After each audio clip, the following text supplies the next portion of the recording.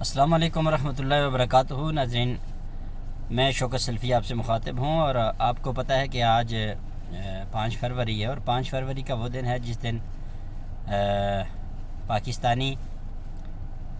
پوری دنیا میں جہاں کہیں پہ بھی ہوں وہ اپنے کشمیری مظلوم کشمیری بھائیوں کے ساتھ اظہار یکجہتی کرتے ہیں، اور یہ ہر سال کی روٹین کے ساتھ ہے۔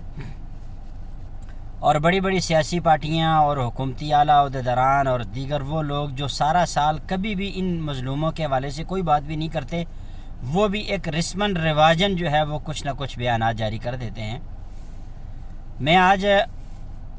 امت مسلمہ کے غیور مسلمانوں سے اور بالخصوص پاکستان کے مسلمانوں سے یہ گزارش کرتا ہوں کہ ہم اپنے جتنے بھی معاملات ہیں اس میں ضرور آپ بیانیہ ضرور جاری کریں، لیکن جو ہمارے اعلیٰ حکام ہیں ان کو یہ چاہیے کہ جس طرح انہوں نے افغانستان کا یہ مقدمہ بڑی احسن انداز کے ساتھ لڑا اور پوری دنیا کے سامنے اس کا معاملہ رکھا، اور انشاءاللہ اللہ تعالیٰ افغانستان کے مسلمانوں کے لیے آسانیاں پیدا کرے گا، اور اللہ تعالیٰ پاکستان کی ان محنتوں کو رائیگاں نہیں کرے گا انشاءاللہ۔ یہ محنت بروئے کار لانے کا مقصد یہی تھا کہ افغانیوں کے لیے جو مسائل ہیں ان کے حل کے لیے اپنا کردار پیش کیا جائے۔ تو اسی طرح سے امت مسلمہ کے لوگوں کے سامنے کشمیر کے اس مسئلے کو رکھا جائے۔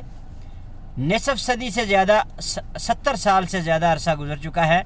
اور آج تک یہ لوگ اپنے رائٹس کے لیے در در کی ٹھوکریں کھا رہے ہیں، اور اقوام متحدہ جو اس وقت دنیا میں یہود و نصارہ کی رکھیل بن کے رہ چکی ہے، اس کی قراردادوں کے مطابق اس مسئلے کا حل چاہتے ہیں وہاں کے لوگ۔ اور یہ ایک ایسی جفاکش قوم ہے کشمیری کہ جنہوں نے 70 سالوں سے اس بات سے ہٹے نہیں ہیں، اپنے موقف پہ آج بھی ڈٹے ہوئے ہیں کہ جیسے دنیا کے لوگوں کو اپنے اپنے رائٹس کے مطابق زندگی بسر کرنے کا حق ہے، ہمیں بھی جو اقوام متحدہ کی قراردادوں کے مطابق جو فیصلے ہیں اس کے مطابق ہمیں آزادی دی جائے، اور ہمیں جو ہے وہ دنیا میں سکون کا سانس لینے کی اجازت دی جائے۔ اور بدقسمتی کے ساتھ پوری دنیا کفر مل کے ہندوستان کی حمایت کرتے ہوئے کشمیریوں کو ظلم کی چکی میں پستا دیکھتے ہوئے محظوظ ہو رہے ہیں، اور مسلمانوں کے لیے یہ حق بنتا ہے کہ وہ اپنے پوری امت کے سامنے یہ مسئلہ رکھیں، اور اگر ہندوستان اپنے ان کشمیری مسلمان بھائیوں کے ساتھ جو ظلم و زیادتی کا ایک رویہ روا رکھے ہوئے ہے اس سے باز نہیں آتا، اور ان کو ان کے رائٹس نہیں دیتا، اور ان کو ان کے حقوق نہیں ملتے، تو پھر پوری دنیا کے سامنے اس معاملے کو رکھنے کے بعد اللہ تعالیٰ نے مسلمانوں کو جو حکم دیا ہے اس حکم کی تعمیل کے لیے کردار پیش کرنا چاہیے، اور وہ حکم یہی ہے وَأُذِنَ لِلَّذِينَ يُقَاتِلُونَ فِي سَبِيلِ اللَّهِ بِأَنَّهُمْ ظُلِمُوا وَإِنَّ اللَّهَ عَلَى نَصْرِهِمْ لَقَدِيرٌ، کہ مسلمانوں کو اس بات کی اجازت دی جاتی ہے کہ اگر ان کے ساتھ دنیا کے جتنے بھی یہ لوگ ہیں، اور ساری دنیا جانتی ہے کہ یہ کشمیریوں کے ساتھ ظلم ہے، زیادتی ہے، ناانصافی ہے، ان کو باقاعدہ دنیا کے قانون کے مطابق ان کو اظہار آزادی رائے کا حق ہے، اور وہ آزادی چاہتے ہیں، اور وہ اس لیے چاہتے ہیں کہ آپ ہندوستان کے اندر دیکھ سکتے ہیں کہ ہندوستان میں کس قدر ظلم و زیادتیاں ہو رہی ہیں امت مسلمہ کے ساتھ، اور انہی ظلم اور زیادتیوں کی وجہ سے آج مسلمان کشمیری مسلمان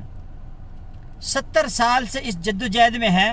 کہ ہم اس ظلم کی چکی سے نکل کر ہم اپنے دین اسلام کے مطابق زندگی کو بسر کر سکیں، اور ہم اپنے پڑوسیوں کے ساتھ جو ہے وہ باحسن اسلوبی ان کے ساتھ اپنے معاملات کو روا رکھ سکیں، اور اپنے اللہ اور اس کے رسول کے احکامات کی بجا آوری کر سکیں۔ ہندوستان کے اندر مسلمانوں کا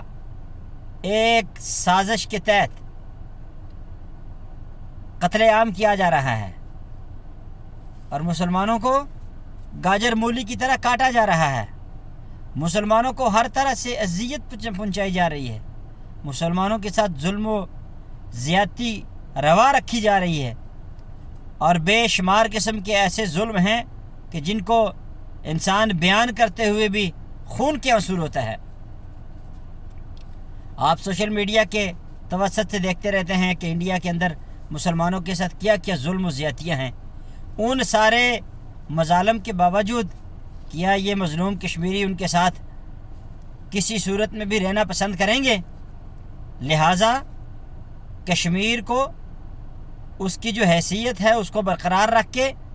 اس کو آزاد وطن کے تحت ان کو یہ حق دیا جائے